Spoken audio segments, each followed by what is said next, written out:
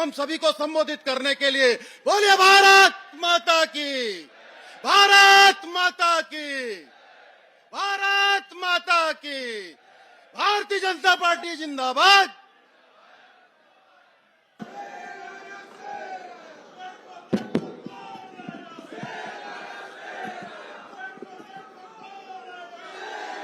मेरे साथ बोलिए, भारत माता की। क्यों भाई, कांकेर वालों की आवाज को क्या हो गया है? ऐसी आवाज नहीं चलेगी। 11 की 11 जीतनी है या नहीं जीतनी है? मोदी जी को फिर से प्रधानमंत्री बनाना है या नहीं बनाना है? तो मेरे साथ दोनों हाथ उठाइए, उठाइए दोनों हाथ, विजय के संकल्प की मुट्ठी भींचे और प्रचंड आवाज से बोलिए, भारत माता की जय श्री राम, जय जय श्री राम। मंच पर उपस्थित हमारे राजा साहब किरण देव सिंह जी,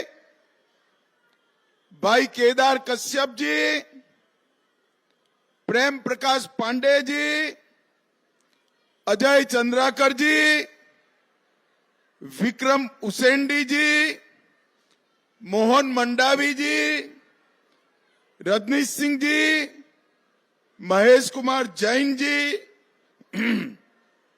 यशवंत जैन जी, भूपेंद्र नाग जी, भरत मटियारा जी, और आज जिनको जिताने के लिए मैं यहां आया हूं, हमारा जमीन से जुड़ा हुआ प्रत्याशी भाई भोजराज नाग जी के लिए जोर से ताली बजाओ सभी लोग। और आज की सभा में आए हुए प्यारे भाइयों, बहनों, माताओं और मेरे जिगर के टुकड़े जैसे युवा मित्रों, आप सभी को नमस्कार। ये पत्रकार जरा सेट कर बैठ जाओ भैया, बैठ जाइए आप लोग, प्लीज बैठ जाइए, स्टैंड पर सेट कर दो फिर बैठ जाओ। अरे बैठ जाओ यार, पीछे दिखाई पड़े, माताएं बहनें पीछे बैठी हैं। चलो पत्रकार भाइयों के लिए ताली बजाओ, सभी लोग बैठ गए हैं।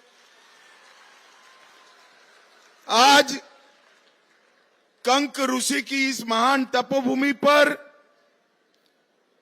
माता दंतेश्वरी, मां योग माया, कांकेश्वरी, मां बलमेश्वरी, मां महामाया, शीतला माता, बड़ा देव और बूढ़ा देव, सभी को प्रणाम कर मेरी बात की शुरुआत करना चाहता हूं।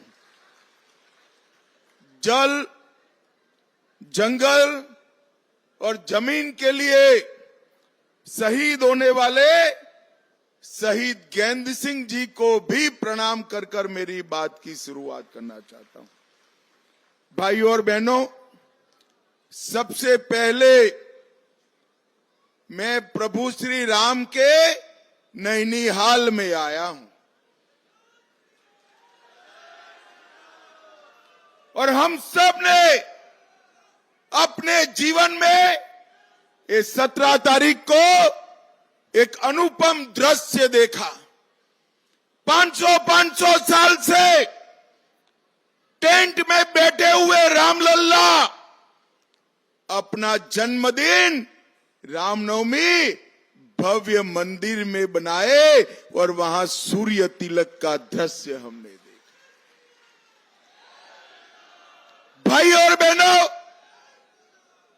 जब से राम मंदिर टूटा तब से करोड़ों लोगों की इच्छा थी, कई लोग शहीद हो गए कि रामलल्ला अपने मंदिर में विराजमान हो, मगर कांग्रेस पार्टी सालों तक रामलल्ला के जन्मभूमि के प्रश्न को अटकाती रही, लटकाती रही, भटकाती रही। आपने मोदी जी को दूसरी बार प्रधानमंत्री बनाया मोदी जी ने केस भी जीता, भूमि पूजन भी किया और प्राण प्रतिष्ठा कर कर जय श्री राम कर दिया। भाई और बहनों, ये कांग्रेस पार्टी जब उनको निमंत्रण भेजा गया प्राण प्रतिष्ठा का, अपनी वोट बैंक की लालच से भगवान राम के दरबार में भी नहीं गए। उनको जो करना है वो करने दो, हम नहीं डरते हैं। हमने न केवल राम मंदिर, काशी विश्वनाथ कॉरिडोर, केदार धाम, बद्री धाम और अब सोमनाथ का मंदिर भी सोने का फिर से बन रहा है। भाइयों, नरेंद्र मोदी जी ने इस 10 साल के अंदर बहुत बड़ा परिवर्तन करने का काम किया है। मोदी जी ऐसे प्रधानमंत्री है जिनके पास 10 साल का ट्रैक रिकॉर्ड भी है और 25 साल का एजेंडा भी है। मैं राहुल बाबा को पूछना चाहता हूं, 4 पीढ़ी ने शासन किया। राहुल बाबा, 4 पीढ़ी ने, जवाहरलाल नेहरू, इंदिरा गांधी, राजीव गांधी, सोनिया, मनमोहन सिंह और अब आप, मुझे बताओ मेरे छत्तीसगढ़ के गरीबों के लिए क्या किया?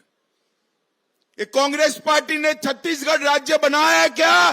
जोर से हाँ ना बोलना भाई, बनाया? जोर से बोलो, बनाया।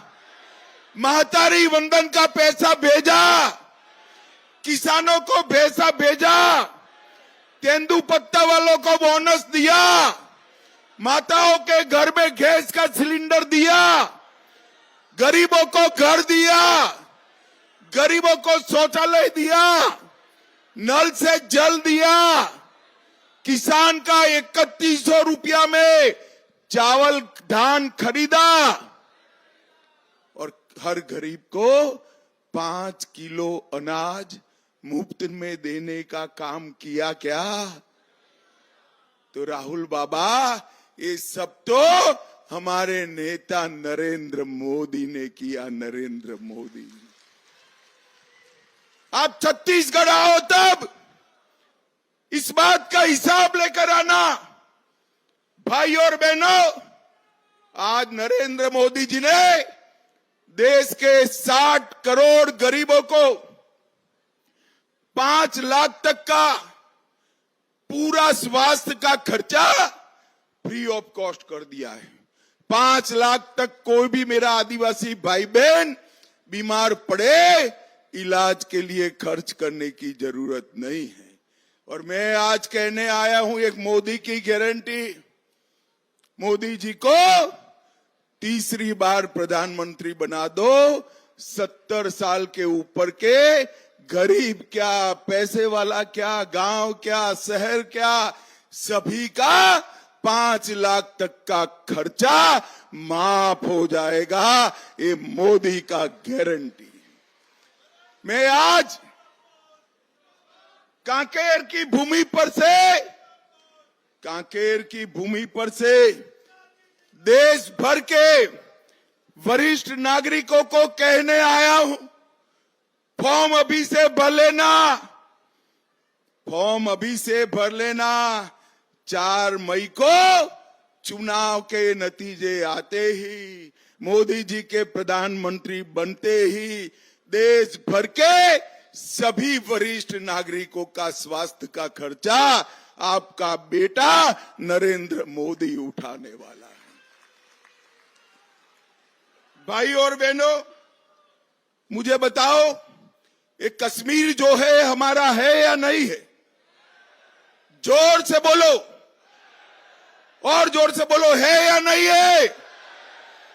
ये कांग्रेस के अध्यक्ष खड़गे साहब कहते हैं कि कश्मीर का छत्तीसगढ़ राजस्थान वालों से क्या लेन देन। अरे खड़गे जी, आपकी जो सोच हो, राहुल बाबा की जो सोच हो, छत्तीसगढ़ का बच्चा कश्मीर के लिए जान देने के लिए तैयार है, जान देने के लिए। भाई और बहनों, मुझे बताओ, धारा 370 समाप्त करनी चाहिए थी या नहीं करनी चाहिए थी? जोर से बोलिए, करनी चाहिए थी या नहीं करनी चाहिए थी? एक अनौरत संतान की तरह 70 साल तक धारा 370 को एक कांग्रेस पार्टी संभाल कर रही भारतीय जनता पार्टी के नेता नरेंद्र मोदी ने 5 अगस्त 2019 को धारा 370 को समाप्त कर दिया। इस देश से नरेंद्र मोदी जी ने आतंकवाद को समाप्त किया। इस देश से नरेंद्र मोदी ने नक्सलवाद को समाप्ति के कगार पर लाया है। भाई और बहनों, मैं देश का गृह मंत्री हूं। 5 साल तक ये महादेव ए ब्रांड मुख्यमंत्री भूपेश बघेल शासन में थे। 5 साल तक नक्सलों पे कोई कार्रवाई नहीं होती थी। आपकी कृपा हो गई, छत्तीसगढ़ वाले ने हमारे विष्णुदेव जी को मुख्यमंत्री बनाया, विजय को गृह मंत्री बनाया। 4 ही महीने में 90 से ज्यादा नक्सलवादियों को समाप्त करने का काम ये भारतीय जनता पार्टी की सरकार ने किया। 123 लोग गिरफ्तार हुए, 250 लोग सरेंडर हुए और मोदी जी ने देश भर से नक्सलवाद को समाप्त किया है। आंध्र प्रदेश समाप्त, तेलंगाना समाप्त, बिहार समाप्त, झारखंड समाप्त, मध्य प्रदेश समाप्त। और मैं कहकर जाता हूं, 2 साल दे दीजिए, मोदी जी को फिर से प्रधानमंत्री बना दीजिए। छत्तीसगढ़ से हम नक्सलवाद को उखाड़ कर फेंक देंगे। जब तक नक्सलवाद है, मेरे आदिवासी भाई बहनों को तेंदुपत्ता के लिए खड़ नहीं देनी पड़ती। आदिवासी भाइयों बहनों के घर में बिजली नहीं पहुंचती, स्कूल नहीं है, राशन की दुकान नहीं है। मैं आज बचे कुछे जो है उनको भी कहता हूं, सरेंडर हो जाओ, आपको फिर से प्रस्तापित करेंगे, वरना लड़ाई का परिणाम तय है। इस दिश से नक्सलवाद को हम समाप्त कर देंगे, समाप्त कर देंगे। भाई और बहनों, नरेंद्र मोदी सरकार ने आदिवासियों का हमेशा कल्याण किया। आदिवासी मंत्रालय कांग्रेस ने सालों तक नहीं बनाया था, छत्तीसगढ़ भी नहीं बनाया था। अटल बिहारी वाजपेयी जी ने छत्तीसगढ़ राज्य भी बनाया और आदिवासी मंत्रालय भी बनाने का काम किया। मोदी जी ने जल, जंगल और जमीन के साथ साथ मेरे आदिवासी भाइयों बहनों को सुरक्षा, सम्मान और समावेशी विकास देने का काम नरेंद्र मोदी जी ने किया। आजादी से अब तक कभी भी आदिवासी बेटा या बेटी इस देश का राष्ट्रपति नहीं बना था। मोदी जी ने ओडिशा के गरीब आदिवासी बेटी बहन द्रौपदी मुर्मू को महामहिम द्रौपदी मुर्मू कर आदिवासियों का गौरव करने का काम किया।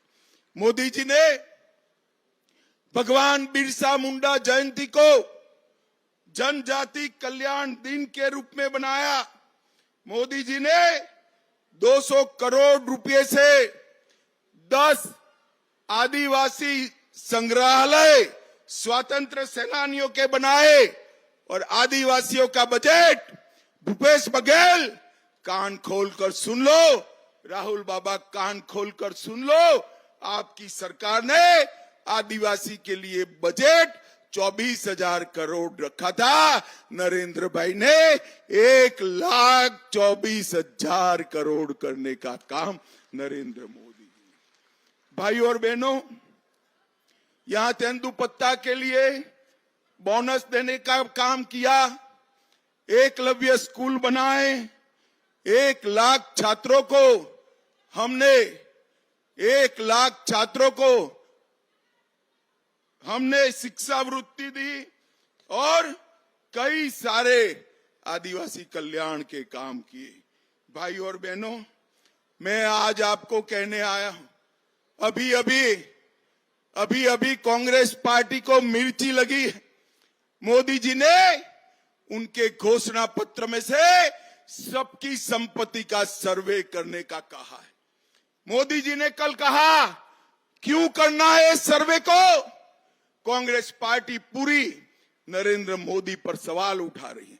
मैं आज कांग्रेस पार्टी को पूछना चाहता हूं, आपके घोषणा पत्र में सर्वे की बात है या नहीं है? राहुल बाबा देश के नाम में स्पष्ट करे।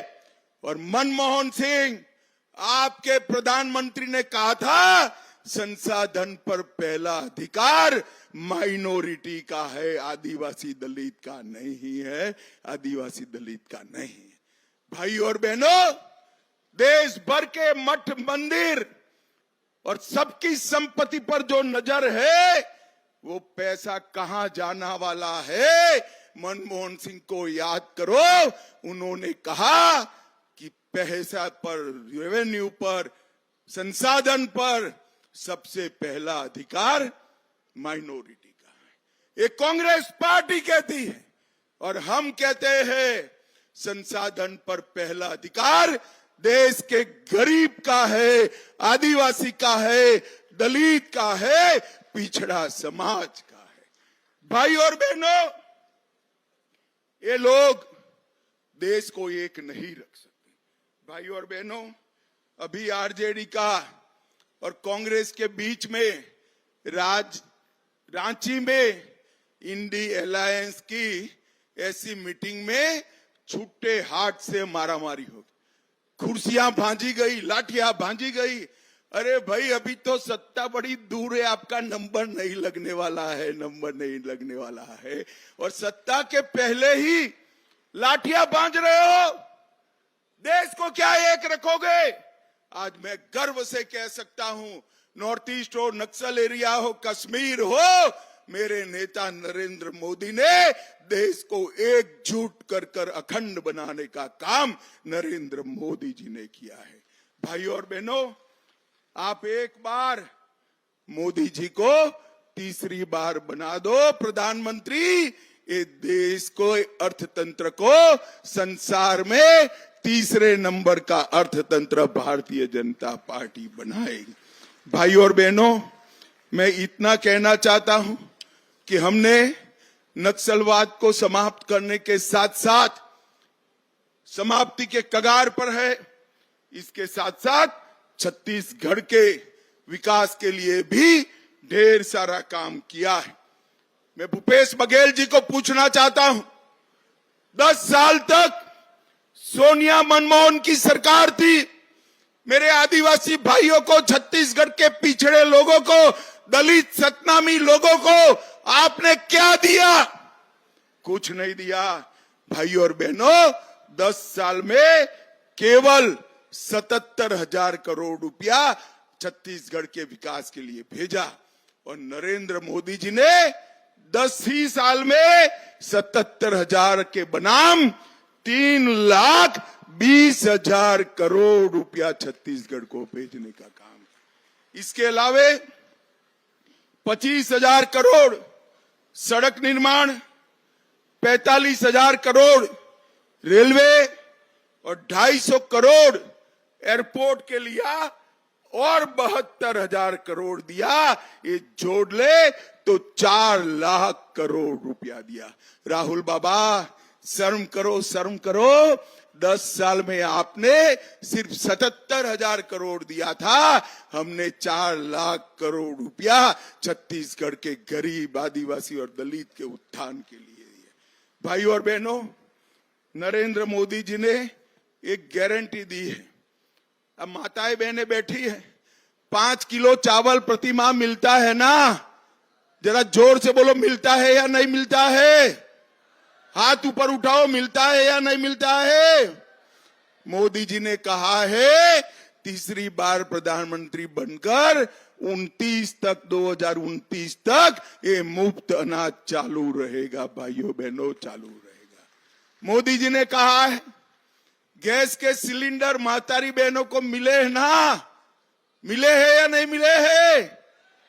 अब भरने नहीं जाना पड़ेगा, पानी की तरह नल से गैस भी आपके घर में देने का काम नरेंद्र मोदी जी करेंगे। और भाई और बहनों, मैं कह कर जाता हूं आदिवासी भाई और बहनों को, जब तक नक्सलवाद है आदिवासी क्षेत्र में शांति नहीं हो सकती, रोड नहीं बन सकता, बिजली नहीं पहुंच सकती, गैस नहीं पहुंच सकती, शिक्षा नहीं पहुंच सकती, नौकरी नहीं पहुंच सकती, खाना नहीं पहुंच सकता, इलाज नहीं पहुंच सकता। आप सभी लोग भी उनको समझाइए, सरेंडर कर जाए, न करे तो आप चिंता मत करना, हम 2 ही साल में छत्तीसगढ़ की भूमि से नक्सलवाद को उखाड़ कर फेंक देंगे और विकास की गंगा प्रवाहित करने का काम करेंगे। भाई और बहनों, नरेंद्र मोदी जी ने 2037 में विकसित भारत की कल्पना रखी। विकसित भारत का नींव डालने के ये 5 साल है और विकसित भारत का सबसे बड़ा फायदा आदिवासी, दलित, किसान, युवा, गरीब और महिलाओं को होने वाला है।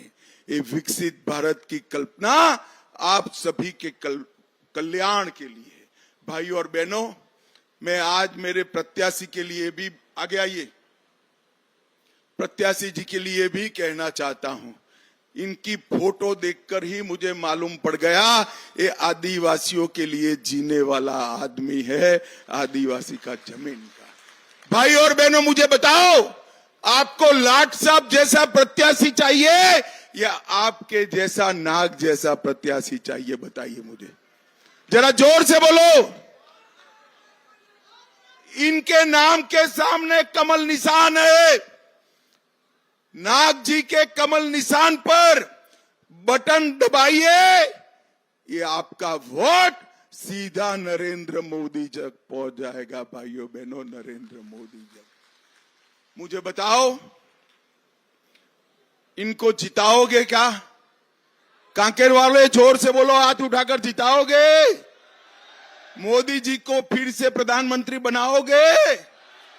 छत्तीसगढ़ की 11 की 11 मोदी साहब की झोली में डालोगे?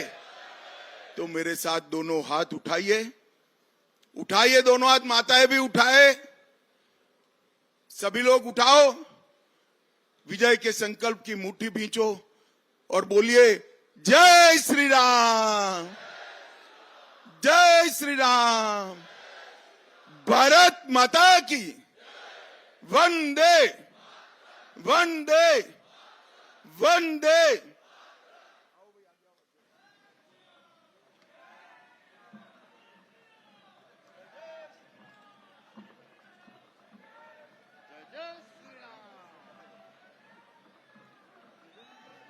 कैसे करेंगे? अब की बार फिर एक बार भारत माता की। मंचस्थ समस्त हमारे अतिथिगण हमारे आदरणीय गृह मंत्री जी का गजमाला से स्वागत करेंगे। एक बार जोरदार तालियों के साथ अभिनंदन हमारे आदरणीय गृह मंत्री जी का। बोलिए भारत माता की, भारत माता की।